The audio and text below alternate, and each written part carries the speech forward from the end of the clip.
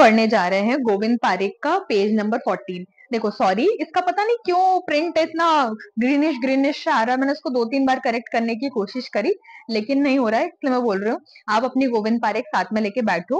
और thank you for choosing आयुर प्रेरणा। हम इसी तरीके से आपका हमेशा सपोर्ट सिस्टम बनाए रखेंगे, जिस भी तरीके की अपडेट्स रहेगी। और गोविंद पारेख की हमारी सीरीज जल्दी से हम ये खत्म कर कर हम क्वेश्चंस की सीरीज स्टार्ट करने वाले हैं, तो उस वो वीडियो बिल्कुल मिस मत करना, क्योंकि वहां पर आपको ये वीडियो कहीं भी नहीं मिलने वाला है। और देखो, मुझे ऐसा लगता है कि मैं वो चीज आपको डिलीवर करना चाहती हूँ जो इजीएस्ट वे में हो सके, विदाउट मतलब लीस्ट ट्रिक्स। विदाउट ट्रिक्स तो नहीं बोलूंगी, क्योंकि कई बार क्या होता है कोई चीजों को समझने के लिए वो लगता है, लेकिन लेट्स ट्राई। और अगर आप यहाँ तक पहुंच गए हो तो मेक श्योर कि आप हमेशा पेज नंबर 14 से पहले बाकी अभी तक जितने हमने पेजेस पढ़े वो करना। और जो 1 से 10 तक का रिवीजन साइकिल हमने 1 करी है उसको बिल्कुल मिस आउट मत करना, क्योंकि वहां पर मैंने कोशिश करी है 1 से 10 पढ़ो ताकि उसका रिवीजन बन जाए। सेकेंड रिवीजन हम जैसे हम विजुअल्स बनाते हैं हम वैसे ही बनाएंगे, और उसमें कोशिश करेंगे हम लाइव कर सके। तो अगर चैनल सब्सक्राइब नहीं किया हो तो अभी कर लेना, ठीक है, ताकि उसके वाइज जब हम उसका लाइव करेंगे तो उसकी अपडेट चली जाए, तो उसके साथ क्या होगा, आपको क्वेश्चन आंसर्स के हाँ सामने किसी ने पूछा तो इजी हो जाएंगे, और वो रैंडम भी रहने वाले हैं। क्योंकि जो हमने पहला किया था वो पेज नंबर वाइज था, सेकेंड विल बी रैंडम, ठीक है। और हम 11 से लेके जब 20 हमारा कंप्लीट हो जाएगा तो इसकी भी हम रिवीजन साइकिल 1 कंप्लीट करेंगे।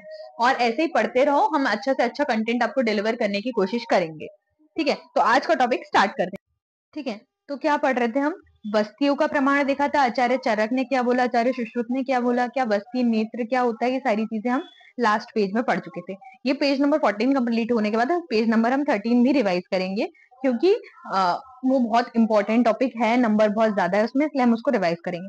चलो यहाँ पर क्या बोल रहे हैं, आचार्य सुश्रुत निरुवस्ती की आतुर हस्त प्रमाण के हिसाब से उसकी मात्रा बता रहे हैं कि हीन में रहेगा तो 2 प्रसरत, मध्यम में 4, इसको कलर चेंज कर लेते हैं ना थोड़ा, ये रेड रेड करते हैं, है ना। हीन में रहेगा तो 2, मध्यम में रहेगा तो 4 प्रतिशत, और उत्तम में 8 प्रतिशत करते हैं। देखो वो ये इतना इंपॉर्टेंट नहीं जितना इंपॉर्टेंट हमारा वो। अब यहाँ पर दिया है उत्तर वस्ती। आचार्य चरक ने ही उत्तर वस्ती मतलब वस्ती के 3 टाइप्स बताए, दैट इज उत्तर वस्ती, निरूह वस्ती और अस्थापन वस्ती, सॉरी अनुवासन वस्ती, है ना, अनुवासन वस्ती, ठीक है। अस्थापन वस्ती तो निरूह वस्ती के स्लैश में आ जाएगा, ठीक है।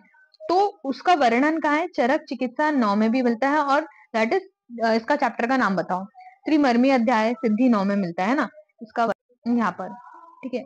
और उसमें अब यहाँ पर उत्तर वस्ती का वर्णन आया। उत्तर वस्ती में पुष्प नेत्र कितना बड़ा होता है, आचार्य चरक क्या बोल रहे हैं, आचार्य सुश्रुत क्या बोल रहे हैं, स्त्री में कितना बड़ा रहता है, पुरुष में कितना बड़ा रहता है, ये चीजें हम अब देखने वाले हैं। देखो उत्तर वस्ती पुष्प नेत्र प्रमाण, आचार्य चरक, वाग्भट और सुश्रुत।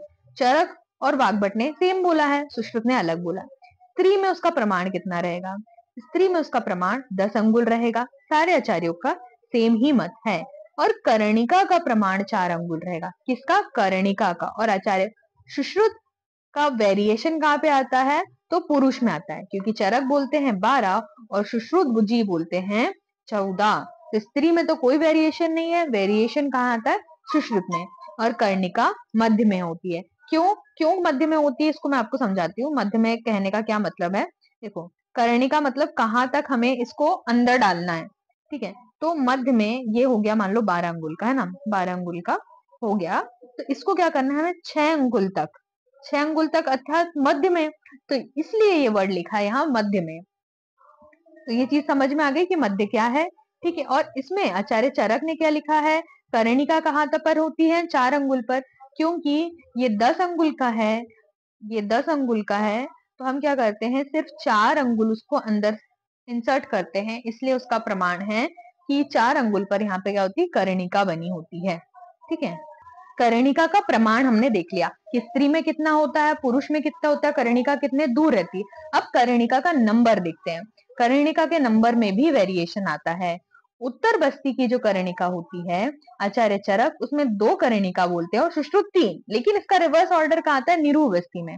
अब देखो कर्णिका का मतलब मैंने आपको बता दिया, एक रिंग लाइक स्ट्रक्चर है कि हमें एक मार्किंग है वो, कि हमें इतना ही इंसर्ट कराना है, तो वो कितनी होती है। अब देखो उत्तर बस्ती में कहा कैसे 3 होती है, निरूह के लिए कैसे 3 होती है मैं बताती हूँ। ये बस्ती पुटक है, ठीक है, ये बस्ती नेत्र है, ठीक है। अब पुटक को नेत्र से बंधन के लिए वो उसको एडजस्ट करने के लिए यहाँ होती है उसकी दो कर्णिका, और एक होती है यहाँ बताने के लिए कि इतनी जाना चाहिए, और ये दोनों होती है उसके लिए कि अकॉर्डिंग चरक के, ठीक है, कि तीन होती है। आचार्य सुश्रुत इसका दो का वर्णन करते हैं, ठीक है। तो निरु याद रखो, निरु का जस्ट अपोजिट हो जाता है उत्तरवस्ती। अब निरु क्यों याद करने को बोलती हूँ, क्योंकि निरुवस्ती हम निरुवस्ती जब इंडिकेट करते हैं, जब उसको करते हैं तब हम देख लेते हैं, ये चीज प्रैक्टिकल हो गई, मैंने आपको डायग्राम के थ्रू से हेल्प से भी बता दिया कि क्या होता है। तो निरुवस्ती की कर्णिका का प्रमाण अगर आपको याद होगा तो उसका जस्ट उल्टा इस आचार्य ने बोला है। अगर चरक ने यहाँ पर तीन बताया तो सुश्रुत ने वहां पर तीन बताया है, ये चीज क्लियर हो गई।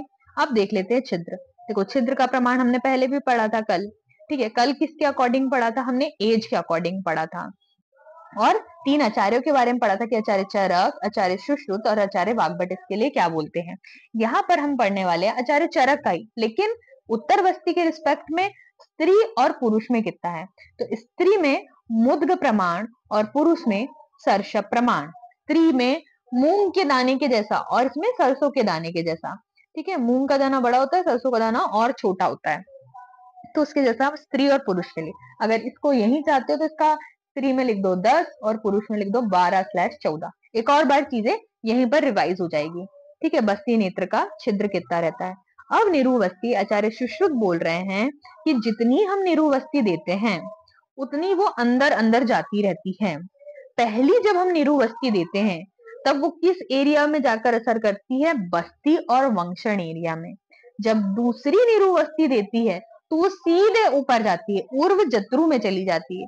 जब हम तीसरी निरुवस्ती देते हैं तब वो बल और वर्ण का प्रसादन करती है, और चौथी से लेके 9th निरुवस्ती हमारी धातुओं को पुष्ट करती है। तो चौथी वाली रस, पांचवी वाली रक्त, छठवीं वाली मांस, सातवीं वाली मेद, आठवीं वाली अस्थि, और 9th जो हो जाएगी हमारी मज्जा का पुष्टि करेगी। तो हमारी शुक्र को कौन पुष्टि करेगा, हमारी 18th बस्ती जो रहेगी हमारी शुक्र धातु का पोषण करेगी। तो ये चीज क्लियर हो गई है। आचार्य सुश्रुत लिखते हैं कि पहली बस्ती वंक्षण के लिए, दूसरी उर्व जत्रु के लिए, तीसरी बलवर्धन के लिए, और फोर्थ से लेके जो हमारी 9th तक रहेगी वो रस, रक्त, मांस, मेद, अस्थि और मज्जा के लिए, शुक्र के लिए हमारी 18 बस्तियां रहेंगी, ठीक है। ये चीज यहाँ पर क्लियर हो गई। नेक्स्ट चलते हैं नेत्र प्रवेश। जो मैंने अभी आपको चीज बोली थी कि हम कर्णिका को, कर्णिका कहाँ रहती है, उसको कितने अंगुल में कराना चाहिए। अब आचार्य चरक का रेफरेंस यहाँ पर आया है कि स्त्री में और बाला में क्या वो बोल रहे हैं। पहली चीज है कि योनि में अगर प्रवेश कराना है तो 4 अंगुल में हम उसको प्रवेश कराएंगे। योनि में प्रवेश कराना है 4 अंगुल में, और मूत्र मार्ग में अगर प्रवेश कराना है तो 2 अंगुल में हम उसका प्रवेश कराएंगे। अब ये देखो, जब हमने इसका प्रमाण पढ़ा था, मैं देखो बार बार वही चीजें आपको क्यों बोलती हूँ, क्योंकि एक बार सुनने से ठीक है, दूसरी बार सुनने से ठीक है, लेकिन जब हम ऊपर वाली चीज फिर से रिवाइज करते हैं, पुरानी चीज फिर से रिवाइज करते हैं, तो क्या होती है, सिनेप्स, जो हम सब बायोलॉजी वाले स्टूडेंट है तो हमारे जो सिनेप्स होती है वो बार बार बार बार कोलैट होते हैं, तो जिससे क्या होता है हमारी चीजें बढ़ जाती है। जैसे 10 अंगुल का हमने इसका प्रमाण पढ़ा था, कर्णिका कहाँ पड़ी थी, 4 अंगुल, मतलब 4 अंगुल से अधिक तो हम अंदर डाल ही नहीं सकते। क्या डाल सकते हैं, नहीं डाल सकते, तो मैक्सिमम अमाउंट योनि के लिए हो गया 4। अब मूत्र मार्ग योनि मार्ग से सकड़ा मार्ग है, तो वहां पर कितने डालेंगे, छोटा मार्ग है। यूरेथ्रा ही सिर्फ हमारा 4 mm का यूरेथ्रा है, इसलिए हम सिर्फ 2 अंगुल का डालेंगे।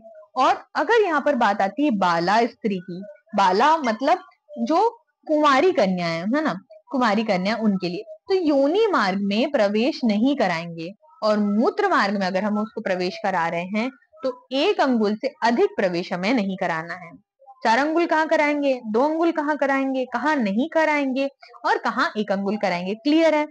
अब बात आती है यहाँ पर कि सुश्रुताचार्य बोलते हैं कि पुरुष में 6 अंगुल उत्तरवस्ती नेत्र प्रमाण बोला है, ठीक है। वहां पर उन्होंने मध्य और अर्ध बोला है, तो यहाँ पर ये थोड़ा कॉन्ट्राडिक्टरी पॉइंट आ जाता है, क्योंकि उन्होंने प्रमाण है ना 14 अंगुल का बोल दिया है, ठीक है। क्योंकि ये चरक के रेफरेंस में आएगा ना तो सही है, क्योंकि उन्होंने 12 बोला है, तो 12 का आधा कितना हो जाएगा, 6। उन्हें सेफ प्रमाण भी यहाँ पर बोल दिया गया कि उत्तरवस्ती कितने अंदर हमको देखो कर्णिका पास आउट करके तो हम नहीं डाल सकते, ये चीज आपको पहले समझ में आई, ठीक है। अब चलते हैं इनकी मात्रा पे, है ना, मात्रा देख लेते हैं कि उत्तरवस्ती की कितनी मात्रा देनी चाहिए। देखो उत्तरवस्ती मात्रा आचार्य चरक क्या बोल रहे हैं, सुश्रुत क्या बोलते हैं। अब जब भी हमारा यहाँ पर मात्रा प्रमाण आएगा तब मैं आपको कोरिलेट कराती हूँ, रिवाइज कराती हूँ कि एक पल कितना होता है। एक पल में 4 तोला होता है, ठीक है। क्योंकि इसको है ना एक ही फॉर्म में अपन उसको चेंज कर देंगे। यहाँ लिखा है कि आधा पल, मतलब एक पल होता है 4 तोला, ठीक है। तो अल्टीमेटली क्या हो गया, 2 तोला ही हो गया। मतलब यूनिट अलग अलग लिखी है लेकिन अल्टीमेटली मात्रा सेम है। चरक ने भी 2 तोला बोलेंगे तो गलत नहीं होगा और सुश्रुत ने आधा पल बोलेंगे तो गलत नहीं होगा। इस तरीके से हम मात्रा याद हो गई हमें, ठीक है।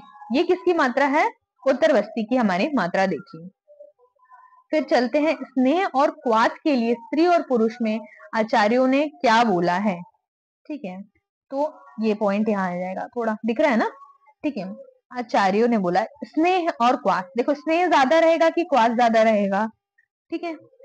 कौन सी वस्ती में स्नेह डलता है, कौन सी वस्ती में क्वाथ डलता है, किसकी मात्रा ज्यादा रहती है, 4 टाइम्स मिल जाती है मात्रा में, है ना, 4 टाइम्स। मैं ऐसा क्यों बोल रही हूँ, ऐसा इसलिए बोल रही हूँ क्योंकि जब हमने बस्ती पढ़ी थी हमारी संहिता में, ठीक है, तब बस्ती के ब्रॉडली अगर बताएं तो 2 क्लासिफिकेशन हो गए, एक स्नेह के साथ वाली और एक हमारी रुक्ष बस्ती। जो रुक्ष बस्ती है उसी को हम निरू बस्ती कहेंगे, हाँ, उसमें हम क्वाथ यूज करेंगे और वो इसके 4 टाइम्स रहेगी, ठीक है। कितने टाइम्स रहेगी, 4 टाइम्स रहेगी। तो वही चीज हमें यहाँ देखना है कि स्नेह की मात्रा पुरुष में एक प्रकुंज और स्त्री में एक प्रस्तर रहेगी, क्वाथ की मात्रा एक प्रस्तर रहेगी, तो यहाँ पर 2 प्रस्तर रहेगी, ठीक है। अब एक प्रकुंज कितना होता है, एक प्रकुंज पल का ही पर्याय है, ठीक है। अब हमने पल देखा था, पल कितना होता है, दैट इज 4 तोला, 4 तोला। और उसको अगर मैं उसमें ले लूं किसी और फॉर्म में, अगर उसको कन्वर्ट करें प्रस्तर में, तो ये होता है एक पल इज इक्वल्स टू 2 प्रसरत, ठीक है। तो यहाँ पर चीजें क्लियर हो गई कि यहाँ से जस्ट डबल हमने यहाँ लिया है। यूनिट तो एक लिखी है, यहाँ भी एक लिखी है, लेकिन पीछे वाली चेंज हो गई। प्रकुंज यानी पल, प्रस्तर यानी 2 पल, तो जस्ट डबल हो गया। स्त्री में पुरुष से डबल दिया जाता है, सेम चीज देखो क्वाथ में भी है, एक प्रसरत 2 प्रसरत, है ना। यूनिट चेंज है लेकिन कंसेप्ट समझो, कंसेप्ट समझ में आ रहा है, ठीक है। स्त्री में क्या था, पुरुष में क्या था, चरक में क्या है, सुश्रुत में क्या है, बोला समझ में आया। अब देखो आगे क्या लिखा है, मगर स्त्री में भी बस्ती गर्भाशय शोधनार्थ क्वाथ की मात्रा एक प्रस्थ ही लेनी चाहिए। गर्भाशय जब शोधनार्थ कर रहे हैं तब हमें कितनी लेनी, एक प्रसरत। यहाँ कितनी लिखी है, 2 प्रसरत, लेकिन हम कितनी लेंगे, एक प्रसरत।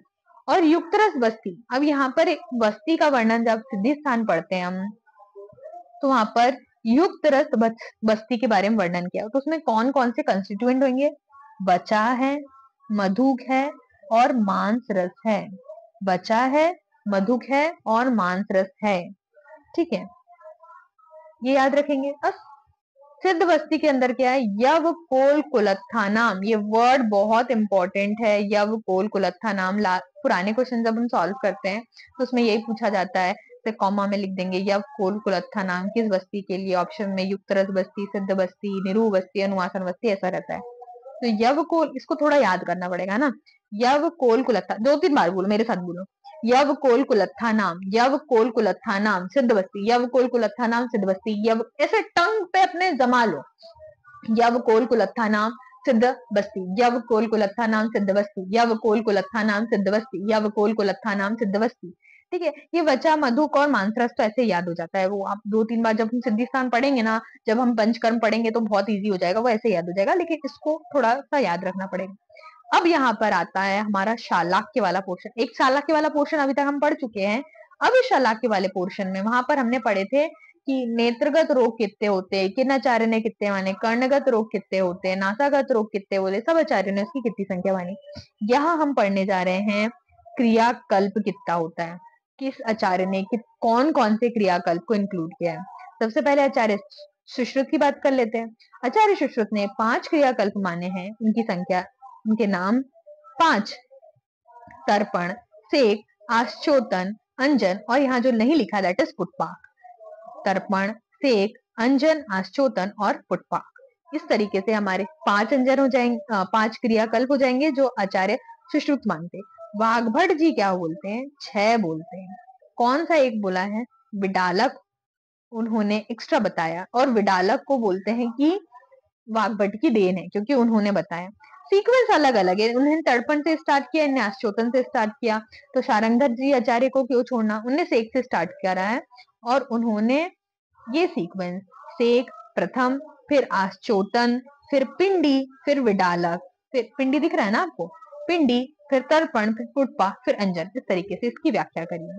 अब यहाँ पर मात्रा इंपॉर्टेंट हो जाती है कि कौन सी उसको व्याधि हुई है, कौन सा दोष प्रधान है, वहां पर हम कितनी मात्रा काल के लिए तर्पण करेंगे।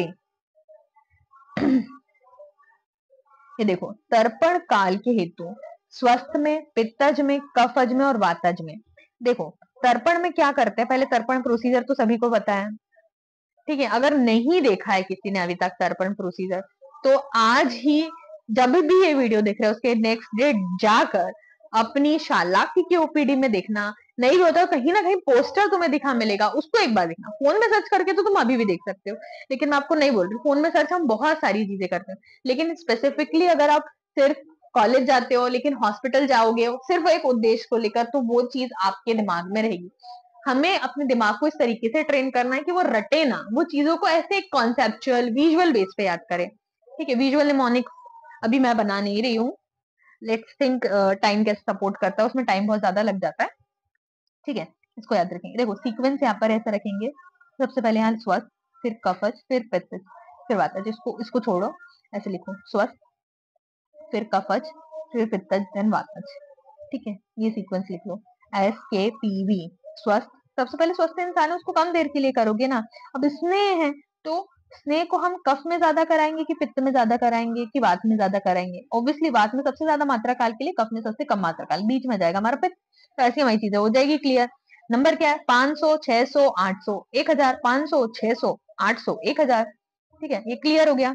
अब बात आती है दोष भेद से, कितने कितने दिन में कराना है, कब कब कराना है। तो न्यून दोष है 1 दिन, ठीक है। मध्यम दोष है 3 दिन, ठीक है। प्रबल दोष है 5 दिन। हमारी ओपीडी में जो पेशेंट आएगा वो 5 दिन से कम वाला आएगा ही नहीं, एक्चुअली वो प्रबल दोष में आता है, इसलिए हम उसको 5 दिन कराते हैं, ठीक है। अब स्थान अनुसार, अधिष्ठान अनुसार देखते हैं कि कौन सी गत व्याधि है। वर्तमगत व्याधि है, संधिगत व्याधि है, शुक्लगत, कृष्णगत, दृष्टिगत या सर्वगत व्याधि है, तो हम उसे कितनी मात्रा काल कराएंगे। देखो इसमें सबसे, हम जब रोग पढ़ते हैं तो हम पढ़ते हैं संधि, वर्तम, शुक्ल, कृष्ण, दृष्टि और सर्वगत, लेकिन यहाँ पर सीक्वेंस इसलिए अलग है क्योंकि उन्होंने सबसे कम वर्तमगत बोला है, ठीक है। सबसे कम क्या है? वर्तमगत। वर्तमगत के लिए हो जाएगा 300, संधिगत सॉरी वर्तमगत के लिए 100, संधिगत के लिए 300, शुक्ल के लिए 500, कृष्ण के लिए 700 और दृष्टि के लिए 800 भी और 1000 भी। और सर्वगत के लिए कैसा हो जाएगा? सर्वगत के लिए हमारा हो जाएगा 1000। अब जब उन्होंने तर्पण के काल बता दिए, कैसे कैसे बताए, अभी स्क्रीन पे अगर नहीं दिख रहा है ना, पहले बताए कि आपका कौन सा दोष प्रबल है, ठीक है। क्या आप स्वस्थ हो, क्या आपका पित्त बढ़ा हुआ है, या आपका कफ बढ़ा हुआ है, या आपका वात बढ़ा हुआ है, ठीक है। फिर आपकी दोष भेदता कितनी, एक दोष इन्वॉल्व है, ठीक है, कि वो न्यून है कि मध्यम है कि प्रबल है। फिर अधिष्ठान है, आपके कहाँ पर वो व्याधि हुई है, कि आपकी वर्त में हुई है व्याधि, आपकी संधिगत कोई व्याधि है, ठीक है, या आपके शुक्ल प्रदेश में हुई है व्याधि, आपके कृष्ण प्रदेश में। देखो कोई भी हमारा विजन कहाँ से आता है? यहाँ से आता है ना। ड्राइंग पे थोड़ा देखो, ये एक मोटिव है ताकि आपको चीजें इजीली समझ में आए। तो यहाँ से अगर जाते हैं यहाँ, तो कोई चीज यहाँ है, ठीक है, कम टाइम लगेगा, यहाँ है और कम टाइम या ज्यादा समय, जैसे जैसे हमारे विजन के पास चीजें आती जाएगी वैसे वैसे ड्यूरेशन बढ़ता जाएगा। वर्क में सबसे बाहर है, देन संधि, संधि यहाँ भी हो सकती है, संधि यहाँ भी हो सकती है, संधि यहाँ भी हो सकती है। वर्क में सबसे बाहर है इसलिए 100, फिर संधि, फिर शुक्ल, फिर कृष्ण, फिर दृष्टि और सर्वगत, ठीक है। अब यहाँ पर देखते हैं, आचार्यों ने तर्पण की मात्रा बता दी, तो शिरोबस्ती की धारण मात्रा तर्पण के 10 टाइम्स है, 10x, ठीक है, 10 टाइम्स। तो सिरोवस्ती की मात्रा तर्पण के 10x, तो सेम हो जाएगा स्वस्थ पुरुष के लिए भी, वातज के लिए, पित्तज के लिए, कफज के लिए, दोषा न्यूनता के लिए और अधिष्ठान के लिए भी। अब यहाँ पर एक चीज आती है जो कि है अधिमंत मारक काल। ठीक है, आचार्य वाग्भट का ये रेफरेंस है कि वो क्या बोलते हैं।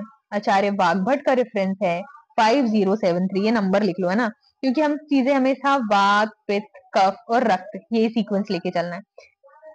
अब 5073 क्या है? 5 फॉर वात, मतलब 5 दिन अधिमंथ में मारक काल है, वातज में। पित्तज तो भैया तुरंत मार देता है, साध्य मारक होता है। कफज में 7 दिन मिल रहे हैं और रक्तज में आपको 3 दिन मिल रहे हैं। ये यहाँ पर लिखा हुआ है, वाग्भट लिख लो यहाँ पर। और आचार्य सुश्रुत क्या बोलते हैं, ये देखो मैंने पेंसिल से लिखा है 6075। वाग्भट जब हम उत्तर तंत्र पढ़ते हैं तब ये देखने को मिलता है 6075 लिख लो। ठीक है, तो 6 क्या है? वातज के लिए। 0 क्या है? 0 पित्तज के लिए साध्य मारक रहता है। 7 इज 7 और यहाँ पर रक्त का हो जाएगा चेंज नंबर 5, मतलब बढ़ गया है सारा मारक काल, उन्होंने बढ़ा दिया कि आपने 5 दिया था भैया मैं 6 दिन देता हूँ, आपने 7 दिए थे मान लिया मैंने आप, लेकिन आपने 3 दिया था मैं 5 दिन देता हूँ। ठीक है, तो जो चीजें 573 में आ रही थी, 5073 में आई थी, वो 6075 में आएंगी, ऐसा याद रख लो है ना। ठीक है, होपफुली ये चीजें आपको समझ में आ रही हो, अच्छे से चल रही हो, और इस तरीके से हम और इजी वे में, नेचुरल वे में चीजों को समझते चलेंगे। बस पढ़ते रहो। आयुर्प्रेरणा को सब्सक्राइब करना मत भूलना, नहीं तो कोई ऐसा अच्छा सा वीडियो आएगा फिर ध्यान नहीं रहेगा, फिर वो चीजें मिस हो जाएगी।